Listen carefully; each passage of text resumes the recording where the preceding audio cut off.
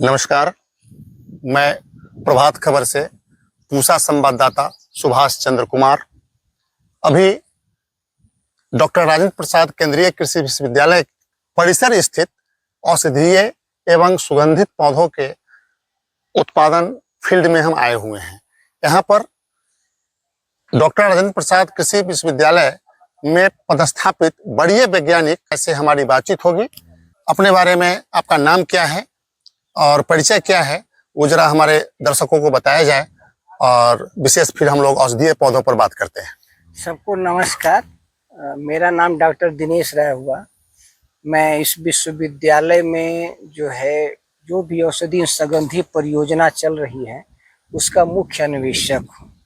जैसा कि आप जानते हैं कि ये औषधीय सुगंधी परियोजना हमारे देश के कोने कोने में चलती है, और ये स्पेसिफिक इस डॉक्टर राजेंद्र प्रसाद केंद्रीय कृषि विश्वविद्यालय में यह परियोजना जो है, ये कृषि में जो हमारे किसान भाई हैं औषधीय सुगंधित पौधों की जो खेती है उसको कैसे बढ़ावा दिया जाए, तो उसमें विभिन्न कल्टीवेशन प्रैक्टिस जो होती है और बीज कहाँ से मिलेगा और कहाँ पे बेचे, इस सब की जानकारी हमारे यहाँ से किसानों भाइयों को दी जाती है। बिहार में औषधीय पौधों की खेती किसान धान व गेहूं को छोड़कर क्यों करे? बहुत अच्छा सवाल है आपका। देखिए, हमारे शुरू से जो है एकल पद्धति रही है कि गेहूं, फिर उसके बाद धान, फिर गेहूं, फिर धान, तो हमारी उर्वरा शक्ति भी समाप्त हो रही है। और दूसरी बात जो देखें आप, तो विश्व के परिदृश्य में हमारे जो हर्बल उत्पाद हैं उनकी जो उत्पादन की मांग है, उनकी जो डिमांड है दिन ब दिन बढ़ते जा रही है।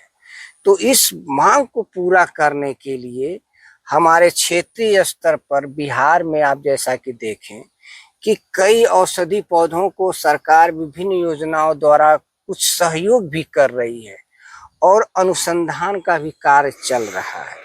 और बिहार हमारा जो है मृदा उर्वरता के मामले में नंबर 1 पे है। और यहाँ की जो मृदा है और पानी है इतना स्वस्थ और अच्छा है कि आप जैसा ये देख रहे होंगे, ये हमारे फील्ड में ये मेंथा लगा है। और हमारे इस बिहार के एरिया में मेंथा की खेती इतनी मतलब अच्छी तरह से की जाती है और इसका उत्पादन इतना मिलता है कि किसान भाई को काफी लाभ होता है। अभी आपको देखना हो इसकी खेती, तो बेगूसराय उसके सराउंडिंग एरिया में जाए, करीब 300 हेक्टेयर में करीब किसान भाई लगाए हुए हैं।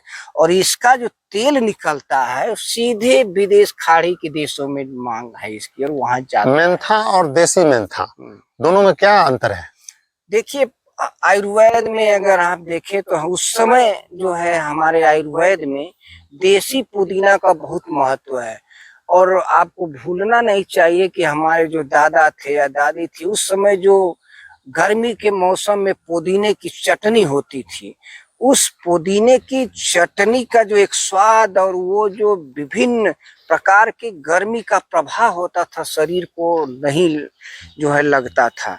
तो ये अंतर है कि इसको हम इसकी पत्तियां विभिन्न उत्पाद और विभिन्न प्रकार के रोगों, जो भी आप जानते हैं कि पेट में किसी भी प्रकार की गर्मी या शरीर में गर्मी, उसके लिए किया जाता है।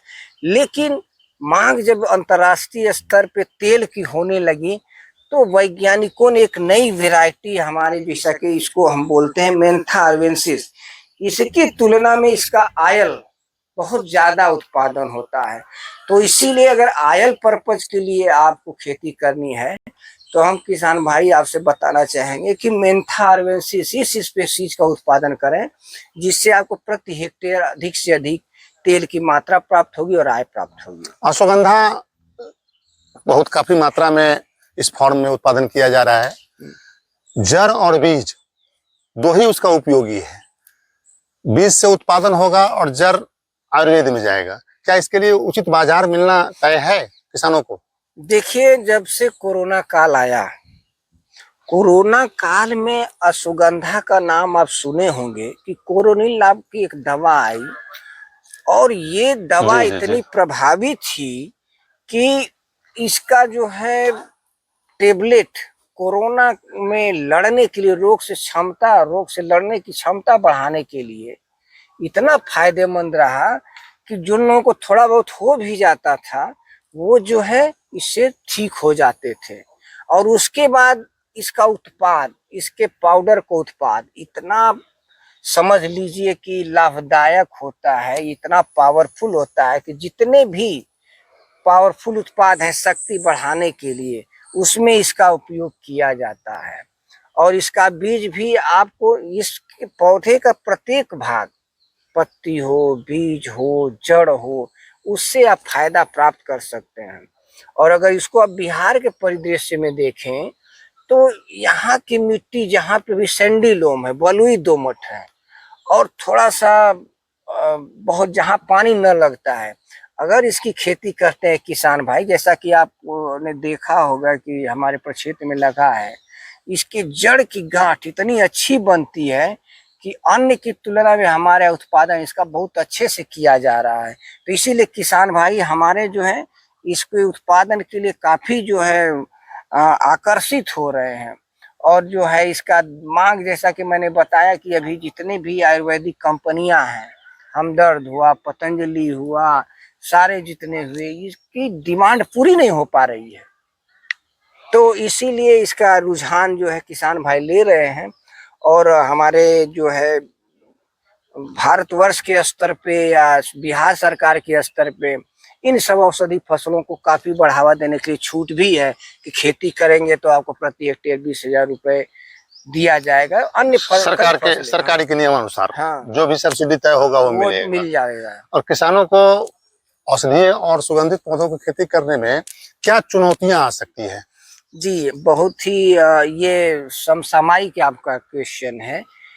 चुनौतियां, जब किसी चीज का एक लोकल खरीदार नहीं होता है, बाजार की समस्या हो जाती है, क्योंकि अभी तक ये ऑर्गेनाइज सेक्टर नहीं है। आप गेहूं को देखें, धान को देखें, हर जगह मंडी है, आप उत्पादन किए वहां ले जाके बेच सकते हैं, लेकिन ये अन्य की जगह में और कहीं जो है नहीं बेच सकते हैं। तो ये प्रॉब्लम इसके साथ होती है। तो इसीलिए इसका यह है कि या तो आप किसी खेती करना है तो एशिया की सबसे बड़ी मंडी हमारे भारत देश में नीमच में है, मध्य प्रदेश में। अगर आप टन में कर रहे हैं या क्विंटल में कर रहे हैं तो यहाँ से सीधे बुक कर दीजिए, या बहुत सारे ऑनलाइन वेबसाइट है। अच्छा, आप उस पे रजिस्टर्ड हो जाइए, वहां पे क्रेता और विक्रेता जुड़े हुए हैं, हजारों के हजारों। पूरे बिहार के जितने भी जो प्रगतिशील किसान हैं, भारत के जितने प्रगतिशील किसान हैं, वो सारे जुड़े हुए हैं। तो आप अपना डिमांड वहां पे रखिए कि हम इतना बेचना चाहते हैं, रेट बात तय हो गई, आप यहाँ से पार्सल के थ्रू आप खरीद सकते हैं। धन्यवाद, तो बहुत अच्छा लगा। ओके, धन्यवाद।